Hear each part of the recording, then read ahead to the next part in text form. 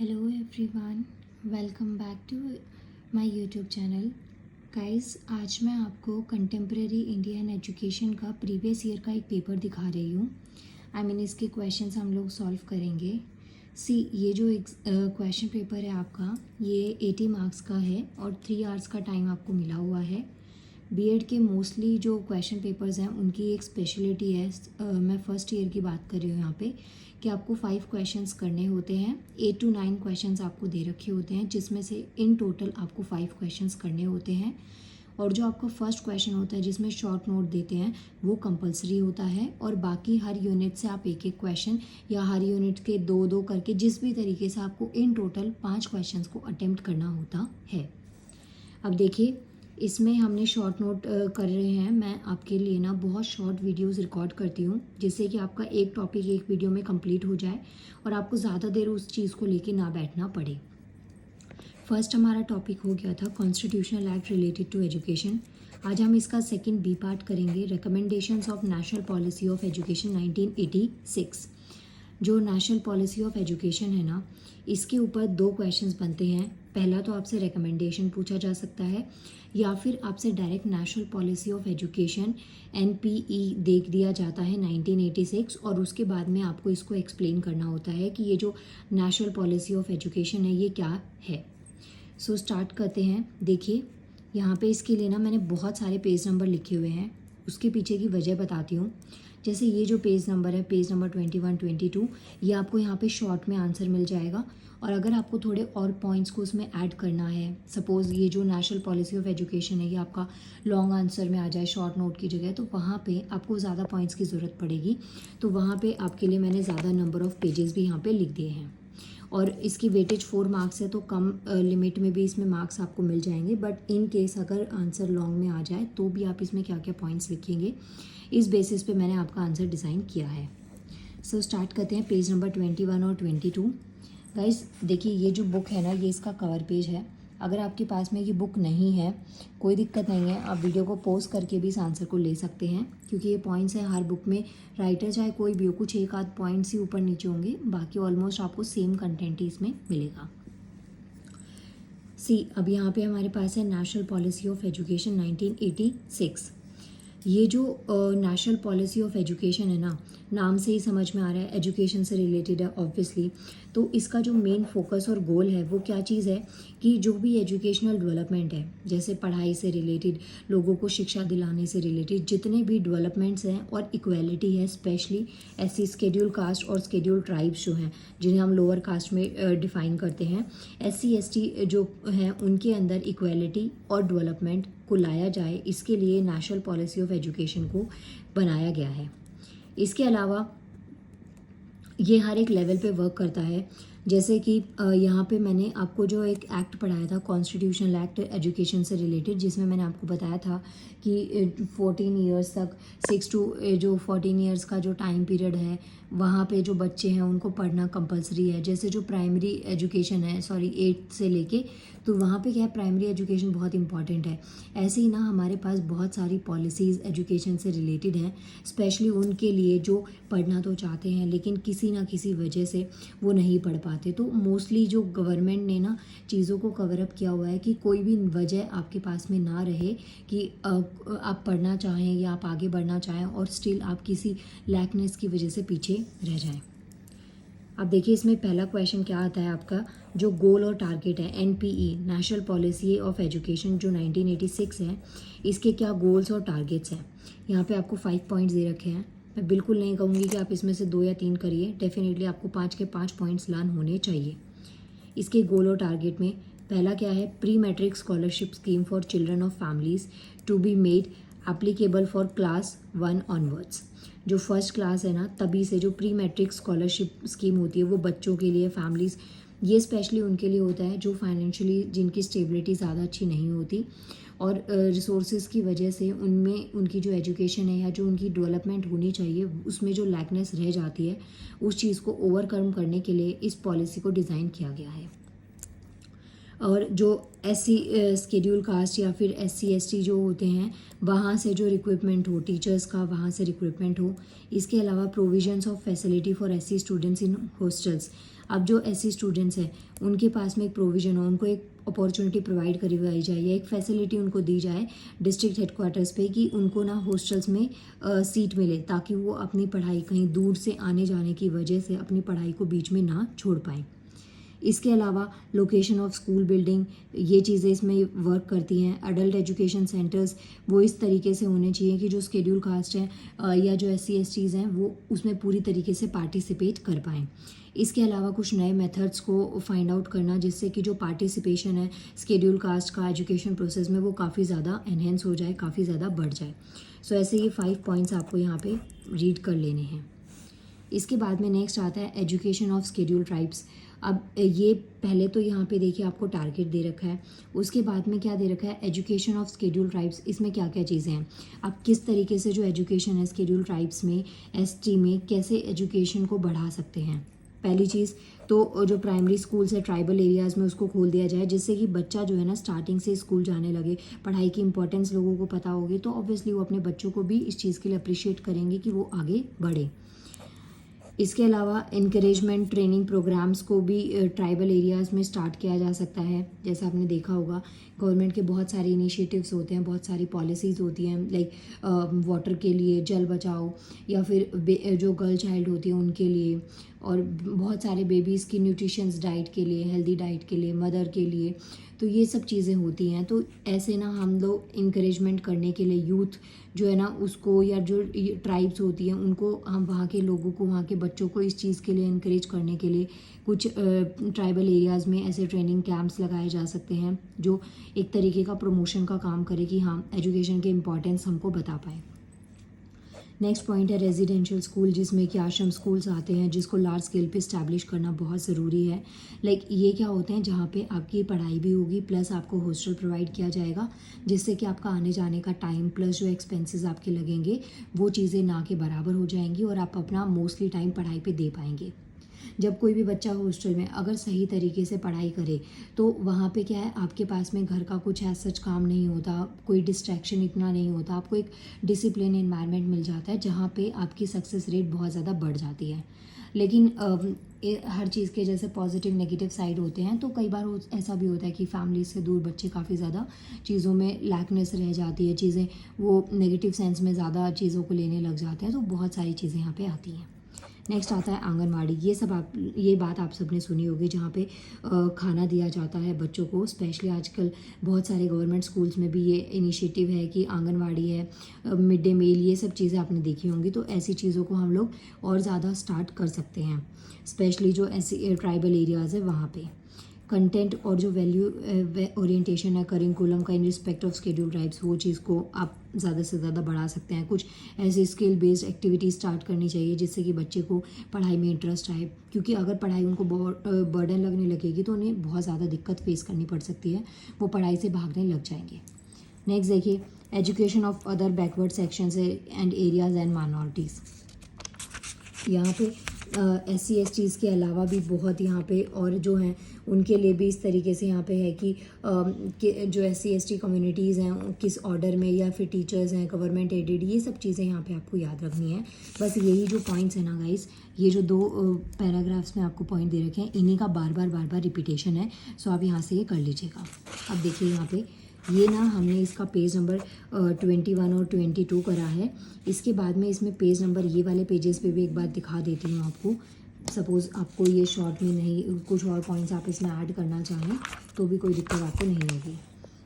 So page number 79 पे चलते हैं। वेट अ मिनट, यहाँ पे देखिए, ये देखिए काफ़ी इसमें ना डिटेल में आपको दे रखा है कि जो नेशनल पॉलिसी ऑफ एजुकेशन है इसके कुछ फ़ीचर्स आपको बता रखे हैं, क्या क्या features national policy of education के हो सकते हैं। यहाँ पे कुछ पॉलिटिशियंस के नाम भी हैं, ये चीज़ें आपको याद रखनी है। बहुत सारी इसमें रिकमेंडेशंस हैं जिसके बिहाफ पे हमने नेशनल पॉलिसी ऑफ एजुकेशन को इम्प्लीमेंट किया था। इसके पीछे का जो स्ट्रगल था, नेशन का जो स्ट्रगल था फॉर इंडिपेंडेंस, तो ये सब पॉइंट्स आपको यहाँ पर डिफ़ाइन करने हैं।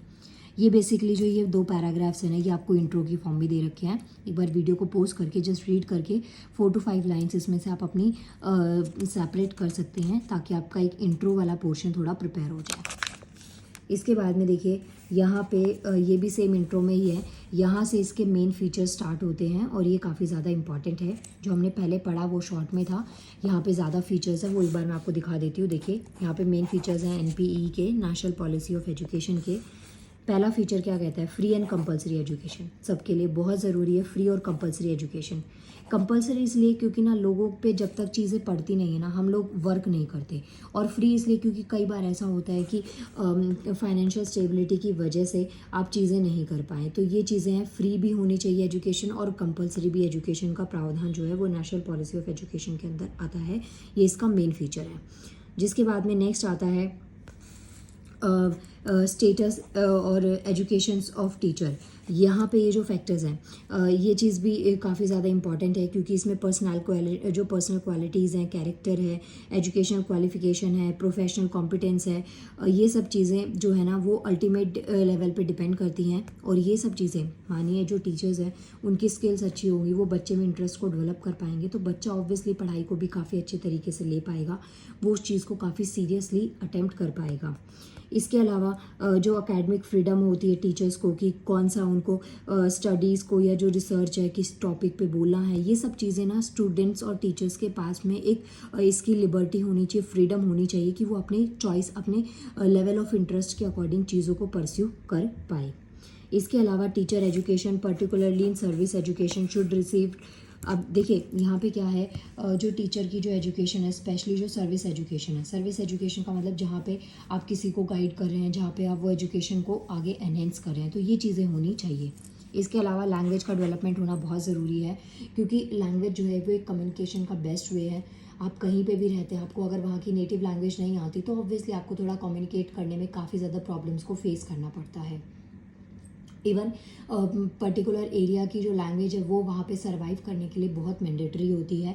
तो जो लैंग्वेज है ना उसका डेवलपमेंट होना बहुत ज़्यादा ज़रूरी होता है क्योंकि अगर हम ट्राइब्स की बात करें तो ट्राइब्स की ना अपनी एक पर्टिकुलर लैंग्वेज होती है, वे ऑफ टॉकिंग होता है जो एक पर्टिकुलर ग्रुप या कम्युनिटी से बिलोंग करता है। लेकिन जब आप बात करते हैं स्कूल की एजुकेशन की तो वहाँ पे ज़्यादा ऑप्शंस नहीं रहते हैं, जिस वजह से भी जो बच्चे हैं ट्राइब्स में स्पेशली वो अपनी एजुकेशन को आगे कंटिन्यू नहीं करना चाहते। इस वजह से बहुत सारी जो लैंग्वेजेस हैं वो अगर उसमें इंक्लूड कर दी जाएँ और लोगों को प्रिविलेज मिले कि वो अपनी चॉइस से लैंग्वेज को प्रेफर कर सकते हैं एक पर्टिकुलर लेवल तक, तो उनका जो रेट ऑफ इंटरेस्ट है स्टडी में और उसकी इम्पोर्टेंस, दोनों ही चीज़ें उनको काफ़ी अच्छे से समझ में आने लगेगी। इसके बाद में नेक्स्ट आता है रीजनल लैंग्वेज। जो ये डेवलपमेंट ऑफ लैंग्वेज है ना, इसमें हमारे पास में 5 पॉइंट्स हैं। जैसे पहला आता है हमारा रीजनल लैंग्वेज। रीजनल लैंग्वेज का मतलब मैंने आपको बता दिया कि जो लैंग्वेज है ना एक हर एक एरिया की, हर एक जगह की एक नेटिव लैंग्वेज होती है, तो वो चीज़ें यहाँ पे रीजनल लैंग्वेज में आती हैं। इसके अलावा जो 3 लैंग्वेज फॉर्मूला है, 3 लैंग्वेज का मतलब हो गया सेकेंडरी स्टेज पे स्टेट गवर्नमेंट जो है ना उसको ये चीज़ को स्टेप को अडॉप्ट करना चाहिए। जैसे मॉडर्न इंडियन लैंग्वेज हो गई और साउदर्न लैंग्वेज हो गई, और इसके अलावा जो हिंदी और इंग्लिश है ना वो बहुत ही कॉमन लैंग्वेज है। तो ये चीज़ें जो हैं, कुछ ऐसी स्टेट्स होती हैं जहाँ पे हिंदी नॉन स्पीकिंग होती है, वहाँ पे हिंदी नहीं बोली जाती, तो इंग्लिश को इस चीज़ में वहाँ पे काफ़ी ज़्यादा प्रेफरेंस मिल रही है। तो बहुत सारी यूनिवर्सिटीज़ कॉलेज जो हैं उनमें जो स्टूडेंट्स हैं उनकी प्रोफिशिएंसी जो लैंग्वेज में वो प्रोनाउंस कर रहे हैं वर्ड्स को, प्लस उनकी फ्लुएंसी कितनी ज़्यादा है, इसको एनहेंस करने के लिए जो इंग्लिश है ना वो शुड बी अवेलेबल, मीन्स कि ज़रूर होनी चाहिए यूनिवर्सिटीज़ के अंदर कि हाँ ये चीज़ है कि इससे बच्चों को काफ़ी ज़्यादा चीज़ें सीखने को मिलेंगी क्योंकि स्टार्टिंग से उनके सिलेबस में इसको इंक्लूड कर दिया जाएगा। नेक्स्ट आता है हिंदी। यहाँ पे क्या है, कुछ एफर्ट्स जो है ना वो भी होने चाहिए हिंदी के डेवलपमेंट को प्रमोट करने के लिए, क्योंकि अगर हम मॉडर्न एरा की बात करें तो हिंदी ना इसकी एग्जिस्टेंस ऑलमोस्ट ख़त्म होती जा रही है। आप आपस में बात करने के लिए भले ही यूज़ कर लें, लेकिन अगर आप किसी MNC में कहीं पे आप जॉब करते हैं तो मोस्टली वहाँ पे इंग्लिश में ही पूछा जाता है। आप किसी से फर्स्ट टाइम भी बात करेंगे तो सामने से जो क्वेश्चन या आपसे जो भी कम्युनिकेशन होगा वो स्टार्ट हमेशा इंग्लिश में ही होता है। तो ये चीज़ें हैं कि हिंदी को भी प्रमोट करने के लिए कुछ ऐसे स्टार्टअप करना चाहिए। नेक्स्ट आता है संस्कृत। देखिए इसकी एग्जिस्टेंस ऑलमोस्ट ख़त्म से ही हो गई है। बहुत कम लोग जो हैं, बहुत कम स्टूडेंट्स जो हैं वो संस्कृत पढ़ते हैं। अगर हम इंडियन लैंग्वेज में इंडियन स्टूडेंट्स की बात करें तो वो तो ना के बराबर करते हैं, बट हाँ दिल्ली यूनिवर्सिटी या फिर जो टॉप की यूनिवर्सिटीज़ हैं वहाँ पे फॉरेन से जो स्टूडेंट्स आते हैं वो मोस्टली कर लेते हैं कि हाँ चलो हमको हिंदी को या फिर संस्कृत ऐसे लैंग्वेजेस को परस्यू करना है, तो वो उनके ऊपर ये चीज़ें होती हैं। नेक्स्ट आता है इंटरनेशनल लैंग्वेज। इंटरनेशनल लैंग्वेज का मतलब हो गया हिंदी और इंग्लिश के अलावा कोई और लैंग्वेज। और जैसे आपने देखा होगा आजकल फ्रेंच, जर्मन, इन सब का ना बड़ा क्रेज़ है लोगों में। स्पेनिश, ये सब लैंग्वेजेस बहुत ज़्यादा लोग परस्यू कर रहे हैं। ये कम्युनिकेशन को प्लस आपका जो CV होता है उसको एनहेंस कर देती है, उसको बहुत डेकोरेटिव कर देती है कि हाँ एटलीस्ट आपको हिंदी इंग्लिश के अलावा ये और लैंग्वेजेस की भी नॉलेज है। क्योंकि हिंदी हमारी कॉमन लैंग्वेज है, एज अ इंडियन हम सबको हिंदी आती है, लेकिन जो इंग्लिश है वो बहुत ही कॉमन आज की डेट में हो रही है, तो कुछ ज़्यादा बड़ी बात नहीं मानी जाती है। तो इसके अलावा कोई और नई लैंग्वेज आप सीखते हैं तो उससे आपका जो CV है वो काफ़ी ज़्यादा एनहेंस हो जाता है। नेक्स्ट पॉइंट आता है इक्वलाइजेशन ऑफ एजुकेशनल अपॉर्चुनिटीज़। अब यहाँ पे देखिए जो एजुकेशन अपॉर्चुनिटी है, चाहे बैकवर्ड एरियाज़ हो, चाहे ट्राइबल एरियाज़ हो, चाहे कैसे भी लोग हो, फाइनेंशियल स्टेबिलिटी जो मर्जी हो, लेकिन जो एजुकेशनल अपॉर्चुनिटी है ना उसमें इक्वलाइजेशन होना बहुत ज़रूरी है। ऐसा नहीं है किसी की हायर स्टडीज़ इस वजह से रुक जाए कि उसके पास पैसा नहीं था या वो उस चीज़ को या उस सोर्सेज को अफोर्ड नहीं कर सकते थे। इसके अलावा जेंडर बेसिस पे भी, गर्ल या बॉय के बेसिस पे भी जो एजुकेशनल इम्प्लीमेंटेशन हो रहा है वो किसी भी तरीके से कम नहीं होना चाहिए। तो ये पॉइंट्स आपको याद रखने हैं। नेक्स्ट हमारा पेज है, ये देखिए ये रहा पेज। नेक्स्ट आता है हमारा आइडेंटिफिकेशंस ऑफ टैलेंट। हर किसी में अपना एक टैलेंट होता है, हर किसी की अपनी स्किल्स होती हैं। तो जो टीचर्स हैं, जो सीनियर्स हैं या पेरेंट्स हैं, उनको उस टैलेंट को, उस चीज़ को बढ़ाना चाहिए, उसको बहुत ज़्यादा अप्रिशिएट करना चाहिए, उसको प्रोत्साहित करना चाहिए कि बच्चे उस चीज़ में अपना आगे करियर बना पाएँ। क्योंकि जब आप अपने इंटरेस्ट के अकॉर्डिंग चीज़ों को चूज़ करते हैं तो ऑब्वियसली आपका जो इंटरेस्ट है वो बढ़ता है, आपका मन करता है काम करने का, और फिर जब आपका मन करता है तो वहाँ पे आवर्स मैटर नहीं करते हैं। नेक्स्ट आता है work experience and national service. ये बहुत कॉमन से टॉपिक्स, आप यहाँ से इसको आराम से पढ़ सकते हैं। इसके अलावा science education and research, education for agriculture and industry, ये भी बहुत है। जैसे आज की डेट में सब लोग ना अपनी जॉब के लिए भाग रहे हैं कि हमें जॉब चाहिए, लेकिन हम लोगों को ऐसे भी इनिशिएटिव स्टार्ट करने चाहिए जिससे कि हम लोग जॉब सीकर ना, हम लोग ये बने कि हम जॉब लोगों को प्रोवाइड कर पा रहे हैं, उनको अपॉर्चुनिटीज़ दे पा रहे हैं। तो ये चीज़ें हैं कि जो एजुकेशन एग्रीकल्चर और इंडस्ट्री लेवल पे, ताकि इसको काफ़ी बढ़ाया जा सके, इनकरेज करा जा सके, इसकी इंपॉर्टेंस लोगों को बताई जा सके। प्रोडक्शन ऑफ बुक्स, जो क्वालिटी ऑफ बुक्स है ना उसको इम्प्रूव कर देना चाहिए। जहाँ पे कुछ चीज़ें कम है उसको और थोड़ा ऐड करके, बहुत इजी लैंग्वेज में भी ना करके, वोकैबुलरी को अच्छा करके, तो इस तरीके से जो क्वालिटी ऑफ बुक्स है ना उसकी नीड के अकॉर्डिंग, उसकी रिक्वायरमेंट के अकॉर्डिंग, उसकी जो क्वालिटीज़ हैं उसको इम्प्रूव करना बहुत ज़्यादा ज़रूरी हो गया है। नेक्स्ट आता है एग्जामिनेशन। अब एग्जामिनेशन क्या है? एक टेस्टिंग प्रोसेस है कि आपने क्या पढ़ा, क्या की चीज़ को कैसे किया, तो उस चीज़ की टेस्टिंग जो है ना वो एग्जामिनेशन के थ्रू ही होती है, जिसमें आपके वीकली टेस्ट, एनुअली टेस्ट या फिर किसी भी तरीके का आपका क्लास टेस्ट, कोई भी टेस्ट उसमें इंक्लूड हो सकता है। गाइज ये ऐसे आपके बहुत सारे पॉइंट्स यहाँ पे आपको दे रखे हैं, आप चाहें तो इसको ज़्यादा कर सकते हैं। मैं एक बार दिखा देती हूँ पॉइंट्स, और नहीं मन करे तो आप इतना भी इसको स्टॉप कर सकते हैं। नेक्स्ट आता है आपका सेकेंडरी एजुकेशन और हायर लेवल पे जो एजुकेशन होती है उसको भी लोग ज़्यादा से ज़्यादा नॉलेज गेन करेंगे तो ऑब्वियसली अपॉर्चुनिटीज़ ज़्यादा से ज़्यादा क्रिएट होंगी। इसके अलावा जैसे यहाँ पे जो फैसिलिटीज़ हो, टेक्निकल या जो वोकेशनल एजुकेशन है, जैसे कि एग्रीकल्चर है, इंडस्ट्री है, ट्रेड है, कॉमर्स, मेडिसिन, ये सब सेक्टर्स में हम बहुत सारी अपॉर्चुनिटीज़ को ले सकते हैं। तो ये हायर पोर्शन पे आता है। अब यहाँ तक आपको जाना बहुत ज़रूरी है, तभी आप इन अपॉर्चुनिटीज़ को ग्रैब कर पाएंगे। नेक्स्ट आता है यूनिवर्सिटी एजुकेशन। सो ये पॉइंट्स बहुत इजी हैं। यहाँ पे आप अपनी नॉलेज के अकॉर्डिंग इतना पढ़ के आप यहाँ तक आए हैं, ऑब्वियसली बीएड कर रहे हैं तो ग्रेजुएशन तो करी होगी आपने, तो इसके इंपॉर्टेंस आप यहाँ पे डाल सकते हैं। पार्ट टाइम एजुकेशन और कॉरेस्पॉन्डेंस कोर्सेज का क्या बेनिफिट होता है, क्या एडवांटेज होता है। मानिए आपको जॉब करनी है, उसके साथ में आपको अपनी स्टडीज़ को भी कंटिन्यू रखना है, तो डिस्टेंस मोड पे आपके पास इतने सारे कोर्सेज अवेलेबल हैं जो आपके लिए हेल्प करते हैं कि हाँ आप अपनी स्टडीज़ को कंटिन्यू रख सकते हैं उनकी हेल्प से। तो ये चीज़ें आपके लिए काफ़ी इंपॉर्टेंट हो जाती है। लिटरेसी और एडल्ट एजुकेशन को जो है उसको स्प्रेड करना बहुत ज़रूरी है, चीज़ों को डिस्कस करना बहुत ज़रूरी है। कई बार क्या होता है हम चीज़ों को ना सिर्फ समझ नहीं पाते, हम जो एडल्ट एजुकेशन है उसको हम नहीं कर पाते, कैंपेन्स वगैरह नहीं लगा पाते, जिससे कि जो हेल्थ है उसके ऊपर भी लोगों की काफ़ी नेगेटिव इम्पैक्ट देखने को मिल जाता है। Games and sports, physical activity होना भी बहुत ज़रूरी है, क्योंकि मेंटली और फिजिकली जब आप फिट होंगे तो ऑब्वियसली आप जो अपॉर्चुनिटीज़ हैं या जो आपके पास में करियर ऑप्शंस है उसको ज़्यादा उसके ऊपर वर्क कर पाएंगे। नेक्स्ट आता है एजुकेशन ऑफ माइनॉरिटी, जिसमें SC/STs आते हैं। इसमें आप एजुकेशनल एक्ट्स को डाल सकते हैं, नेशनल पॉलिसी ऑफ एजुकेशन को डाल सकते हैं, सर्व शिक्षा अभियान, ऐसी बहुत सारे इनिशिएटिव है गवर्नमेंट की, बहुत सारी पॉलिसीज़ हैं जो एजुकेशन ऑफ माइनॉरिटीज़ वाले में आप कर सकते हैं कि किस तरीके से एजुकेशन का प्रमोशन होना बहुत ज़रूरी है। जो माइनॉरिटीज़ हैं उनमें एजुकेशनल इंटरेस्ट को प्रमोट करना किस तरीके से ज़रूरी है, कैसे किया जा सकता है। इसके अलावा जो एजुकेशनल स्ट्रक्चर है जो आज की डेट में अभी चेंज हो गया है, तो ये सब पॉइंट्स ना आपको याद रखने हैं। गाइस ये हो गया आपका पूरा कंप्लीट आंसर। यहाँ पे आप देख सकते हैं बी पार्ट कंप्लीट हो गया। नेक्स्ट पार्ट में हम लोग पढ़ेंगे सर्व शिक्षा अभियान, और उसके बाद में नेक्स्ट में मीन्स के ऐसे 1 बाय 1 में इसकी वीडियोस रिकॉर्ड करती जाऊँगी। नाउ मिलते हैं नेक्स्ट वीडियो में। Thank you so much.